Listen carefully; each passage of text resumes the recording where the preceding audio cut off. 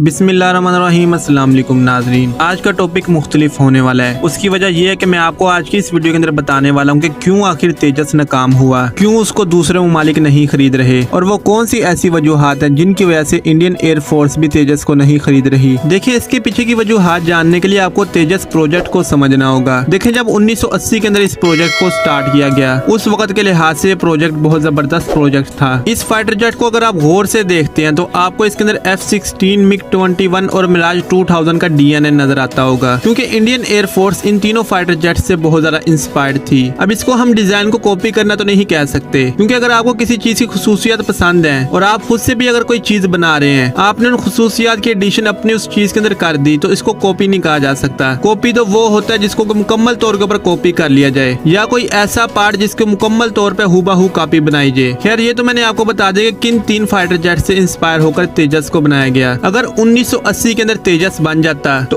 उस वक्त के F-16 मिराज 2000 से बहुत बेहतर होना था इस फाइटर जेट ने, क्योंकि जो इंडियन एयरफोर्स ने प्लानिंग की थी वो प्लानिंग बहुत जबरदस्त थी। उस वक्त हाल का ये कहना था कि हमने इस फाइटर जेट को मुकम्मल तौर के ऊपर भारत में बनाना है, इसके अंदर जितने भी इक्विपमेंट्स लगेंगे वो भारत के अंदर बनाए जाएंगे, लेकिन ऐसा ना हो सका। इस प्रोजेक्ट को बहुत दफा बंद किया गया और इसको डिले किया गया। ऐसा क्यों किया गया, इसके पीछे की भी वजूहात मैं आपको भी बताता हूँ। देखिए, भारत के आर्मी के अंदर करप्शन बहुत ज्यादा है। जो चीजें भारत के अंदर बन रही हैं उसके अंदर से इनको कमीशन नहीं मिलता। उसकी जगह पे अगर ये दूसरे ममालिक से चीजों को खरीदते हैं, वहाँ से इनको बहुत ज्यादा कमीशन मिल जाता है। इस वजह से ये अपने मुल्क की चीजों को छोड़कर बाहर की तरफ जाते हैं और वहाँ से चीजों को इम्पोर्ट करते हैं। अगर LCA तेजस बन जाता उस वक्त पर, तो फिर इन लोगों को कमीशन नहीं मिलना था। जो डिटेल इस प्रोजेक्ट के बारे में भारत की तरफ से शेयर की गई थी वो तो मैंने आपको बताई है। अगर ऐसा होता तो इन लोगों के लिए कमीशन के दरवाजे शायद हमेशा के लिए बंद हो जाते, क्योंकि उस वक्त भारत ने इस फाइटर जेट को तो बना ही लेना था। उसके बाद जो इनकी रिसर्च हुई है इसके ऊपर, इससे बेहतर फाइटर जेट्स उन्होंने बनाना शुरू कर देना था। और भारतीय एयरफोर्स में आज के वक्त में जितने भी फाइटर जेट्स मौजूद होने थे उनमें से ज्यादातर भारत के बने हुए होने थे, लेकिन खैर ऐसा ना हो सका। भारत ने किसी न किसी तरह इस प्रोजेक्ट को चला तो लिया और उसके अंदर अमेरिकन और इसराइली इक्विपमेंट्स को इस्तेमाल किया गया। अब अमेरिका के साथ जो मसला है वो आपको पता है कि अगर वो कोई चीज किसी को सेल करता है तो उसके साथ एक लंबा चौड़ा शराइत का सफा हाथ में पकड़ा देता है। अब अगर तेजस को किसी मुल्क को एक्सपोर्ट करना है तो उसके लिए अमेरिका की परमिशन लेना बहुत जरूरी होगी। उसके बाद आया था इसराइल। इसराइल ने इस प्रोजेक्ट के अंदर भारत की बहुत ज्यादा मदद की और तेजस के अंदर जो अक्सर सेंसर्स लगे हुए हैं और रडार लगा हुआ है वो इसराइल का बना हुआ रडार है, और जो उसके अंदर इलेक्ट्रॉनिक वारफेयर सूट इस्तेमाल किया जा रहा है वो भी इसराइल का ही बना हुआ है। उसकी काफी सारी टेक्नोलॉजी भारत को दी गई है, तो ट्रांसफर ऑफ टेक्नोलॉजी के तहत भारत के अंदर उसको बनाया तो जा रहा है, लेकिन उसके लिए जितने भी पार्ट्स आते हैं वो इसराइल से इम्पोर्ट किए जाते हैं। अब आपको पता है कि इसराइल के साथ भी अक्सर ममालिक के ताल्लुकात अच्छे नहीं है। उसके बाद जो तीसरी वजह निकलकर सामने आती है वो वजह है रशिया। पूरी दुनिया जानती कि रशिया के कैंप के अंदर रहा है भारत। अब रशियन कैंप को छोड़ के वो अमेरिका वाली साइड के ऊपर चला गया है, लेकिन फिर भी रशिया का इन्फ्लुएंस बहुत ज्यादा है भारत के अंदर। और अगर किसी वक्त किसी वजह से अमेरिका के साथ भारत के रिलेशन खराब हो गए तो अमेरिका सीधा सीधा पार्ट्स को भेजना बंद कर देता है, और जो मुल्क उसको इम्पोर्ट कर रहा है उसको बहुत ज्यादा ब्लैकमेल करता है। तो जिन भी ममालिक ने तेजस को खरीदना है, जो कि इसके अंदर इंटरेस्टेड हैं, वो लोग ये सोचते हैं कि भारत के अगर रिलेशन खराब हो गए अमेरिका के साथ तो उसके बाद इस फाइटर जेट के पार्ट्स का क्या बनेगा। भारत को तो उससे नुकसान होगा, उसके साथ साथ हमें भी उसका अच्छा खासा नुकसान होगा। अगर भारत अमेरिकन इंजन इसके अंदर ना इस्तेमाल करता,